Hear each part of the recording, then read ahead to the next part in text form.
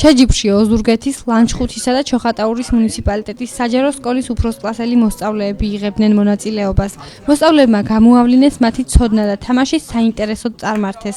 თამაშის მსვლელობას პროკურატურის წარმომადგენლებისგან შემდგარი კომისია აკვირდებოდა, რომელმაც საბოლოოდ გამარჯვებული გუნდი ოზურგეთის ნომერ 1 საჯარო სკოლა გამოავლინა.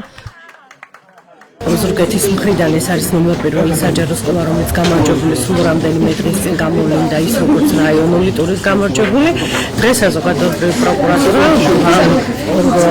ამ ღონისძიებით მხარს უჭერს ყველაზე განათლებულ ინტელექტუალურ ახალგაზრდებს, ცდილობს მათ მხარდაჭერას, ახალისებს, აჯილდოებს მათ. ბუნებრივია ძალიან კარგი ინიციატივა.